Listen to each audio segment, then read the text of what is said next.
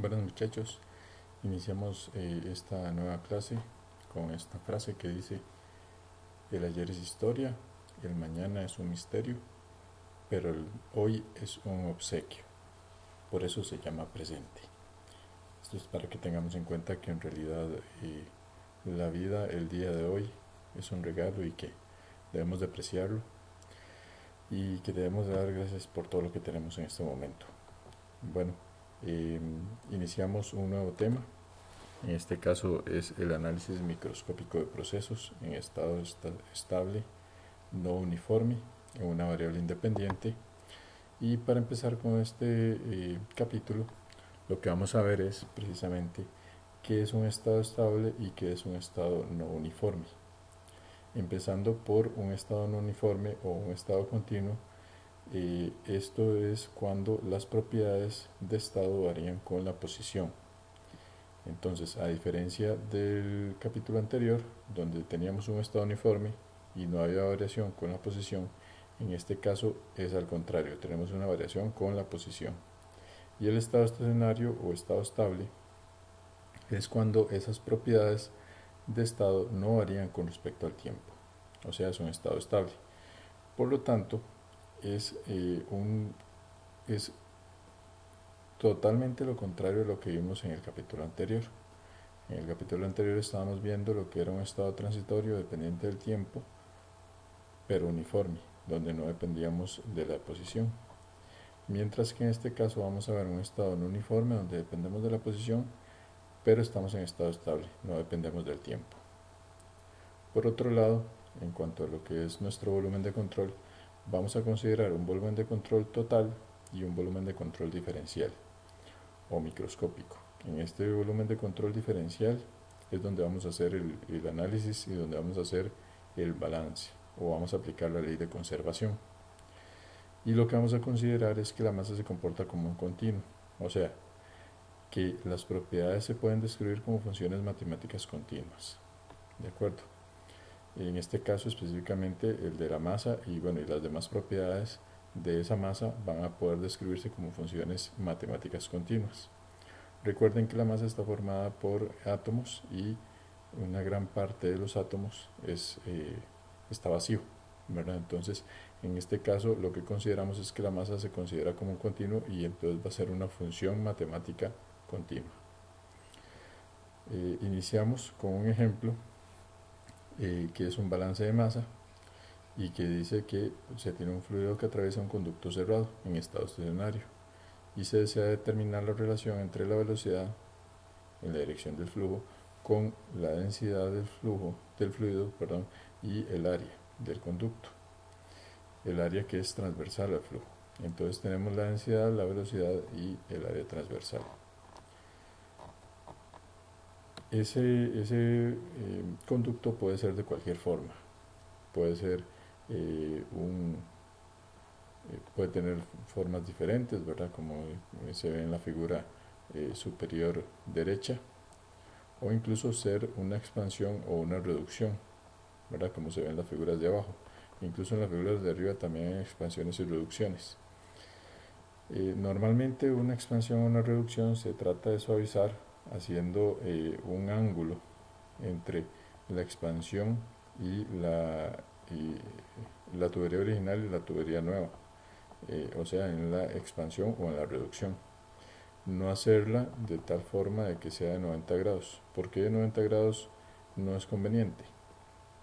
Bueno, en cualquiera de los dos casos van a haber puntos muertos y remolinos en la zona donde se da el cambio de diámetro. Pero si nosotros hacemos los cortes de 90 grados, esas zonas van a tener puntos muertos o puntos ciegos donde se va a acumular el flujo y no va a salir. Esos remolinos van a provocar que el fluido permanezca ahí de forma cíclica y probablemente eh, para efectos prácticos quieto, ¿sí? A pesar de que va a tener movimiento, pero va a tener un movimiento del remolino dentro de ese remolino en esa esquina. En este caso también se dan remolinos, pero evitamos que haya una acumulación de fluido en un punto específico. Aquí lo importante del diagrama es que el conducto puede ser de cualquier forma, de hecho puede tener área variable, no tiene que ser una forma regular, ni siquiera tiene que ser como un embudo o una expansión o reducción. En este caso es una expansión, ¿verdad? Porque vamos de un diámetro pequeño hacia un diámetro más amplio. Y las características nos van a dar la solución al final. Entonces no importa de qué forma sea el conducto, mientras sea un conducto cerrado y esté totalmente lleno de líquido o de fluido en este caso, porque también podría ser un gas. A partir de esto definimos las variables del sistema, donde tenemos que vamos a definir una posición z, y ojo que esto es una posición, no es una dimensión, o sea, no estamos hablando de que es el largo o el ancho, sino que z va a ser la posición a partir de la entrada, o sea, axialmente en la tubería o en el conducto, ¿sí? ¿Qué quiero decir con esto? En que z va a ir variando desde el inicio hasta el punto donde nosotros decidamos, ¿sí? Donde podemos luego definir el largo del conducto como otra variable fija, pero lo importante es que z es una posición desde el inicio, ¿ok? Como variables independientes definimos la velocidad del área y el flujo másico. Vean que la velocidad es en la dirección z, el área es transversal a la dirección z, y el flujo másico es en la dirección z también. Al ser transversal el área en la dirección z, el área corresponde a esta que está acá, de acuerdo a en este caso este círculo que está acá, de acuerdo, y la dirección z hacia allá. Entonces ahí tenemos la velocidad y el flujo másico en la dirección z. Luego, como variables fijas, tenemos las condiciones iniciales, que serían el volumen, la velocidad inicial, o en el punto inicial, que sería en z0. Vamos a tener el área inicial en z0 y el flujo másico inicial en z0. Y como parámetros definimos la densidad y la densidad inicial en z igual 0 de la solución. ¿De acuerdo? A partir de esto entonces tenemos que ir a hacer un balance. En este caso vamos a hacer un balance de masa total.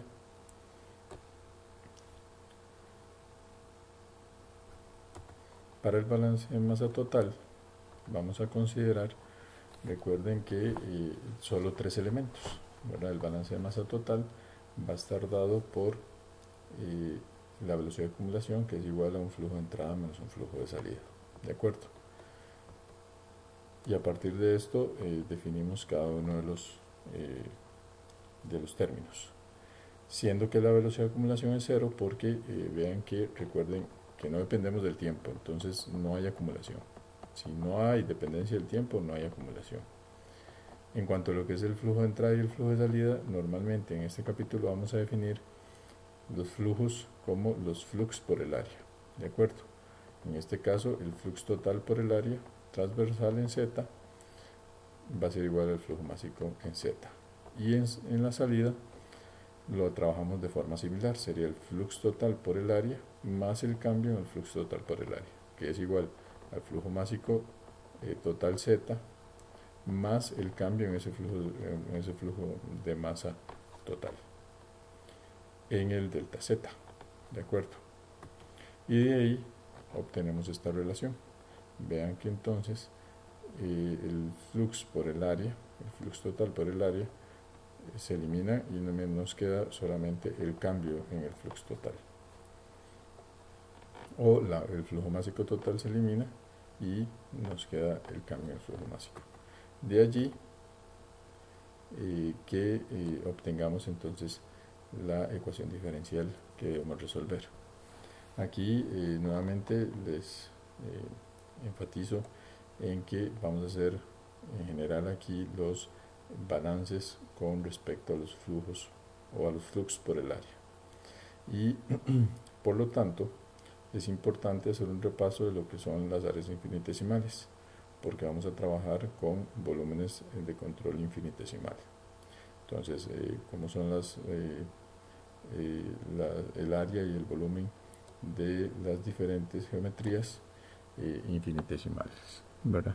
Sean coordenadas cilíndricas, esféricas o rectangulares? A partir de ahí definimos lo que son las relaciones constitutivas y las condiciones del modelo, que en este caso vamos a decir que dentro de las definiciones el flujo de masa es igual al flux total por el área, que es igual a la densidad por la velocidad hacia la dirección z por el área transversal a z. Y bueno, la densidad que depende de la temperatura y las dimensiones, al igual que el área depende de las dimensiones y la velocidad también depende de las dimensiones. En cuanto a lo que son las condiciones del modelo, bueno, suponemos el estado estacionario, la masa como un continuo, y vamos a decir que las variaciones de la velocidad con el ángulo y el radio del tubo son despreciables. Entonces vamos a ir sustituyendo de la ecuación que encontramos en la filmina tras anterior, en donde teníamos ya la ecuación diferencial, que es la que está aquí arriba. Vamos a ir sustituyendo cada uno de los elementos. Vamos a sustituir el flujo de masa en cada uno de los puntos donde está el flujo de masa y obtenemos que el cambio en el flujo de masa es igual a 0. De aquí podemos aplicar la regla de la multiplicación, nada más que es una multiplicación de 3 elementos, en donde en cada oportunidad van a salir 2 y me va a quedar el tercero dentro de la diferencial. Entonces en este caso me queda que ρ por vz, por el diferencial del área con respecto a z, más ρ por el área por el diferencial de la velocidad con respecto a z, más la velocidad por el área por el diferencial de la densidad con respecto a z es igual a 0. Y aquí todo lo podemos dividir entre el flujo de masa, que es ρ por v por a, y entonces vean que me queda que 1 entre el área por el diferencial del área con respecto a z más 1 entre la velocidad por el diferencial de velocidad con respecto a z más 1 entre la densidad por el diferencial de densidad con respecto a z es igual a 0. Y ahora nos toca pues resolver esta ecuación diferencial, que entonces la pregunta es ¿cómo lo hacemos? ¿Verdad? Bueno, lo más sencillo en este caso, porque vean que esta ecuación diferencial tiene tres componentes ahí, ¿verdad? Que son 3 términos, todos dependientes de z. Pero entonces lo más sencillo es devolvernos a la expresión donde tenemos el flujo de masa dentro de la diferencial, para poder entonces integrar ahí de forma inmediata. Entonces nos devolvemos aquí, como que sabemos que depende de z, entonces integramos y vean que me queda que la densidad por la velocidad en la dirección z por el área transversal a z es una constante. Y cuando z vale 0, tenemos las condiciones iniciales. La densidad es la densidad en z igual 0, la velocidad es la velocidad en z igual 0 y el área es el área en z igual 0.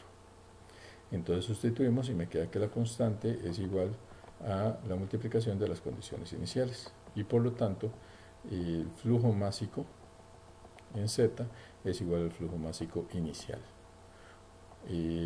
bueno, o en z igual 0, ¿verdad? O lo que es lo mismo, que significa que la densidad por la velocidad en la dirección z por el área transversal a z es igual a la densidad inicial por la velocidad en la dirección z en z igual 0 por el área transversal a z en z igual 0. El modelo es dimensionalmente consistente porque tanto el lado izquierdo como el lado derecho tiene unidades de kilogramos entre segundo, y se puede comprobar fácilmente la primera condición contorno, ¿verdad? Que en este caso es la única condición contorno que tenemos. O sea que la masa, el flujo másico en z igual 0 es igual al flujo másico, ¿sí? Esto es una comprobación de la ley de la continuidad, en donde tenemos que, sin importar la forma del conducto, nosotros podemos decir que el flujo de masa total dentro de un conducto cerrado lleno es constante. Entonces sin importar cuál es la densidad, sin importar cuál es el área y sin importar cuál es la velocidad, si el conducto es cerrado y está lleno del fluido, entonces ahí simplemente lo que va a suceder es que las tres características, que son la densidad, la velocidad y el área, se van a acomodar para que siempre ese flujo másico total sea constante. Eso se llama la ley de la continuidad. Y lo que acabamos de ver es una demostración de la misma. Bueno, esto sería el final del primer ejemplo que vamos a hacer en este tipo de análisis microscópico en estado estacionario, y nos vemos en un próximo video. Muchas gracias.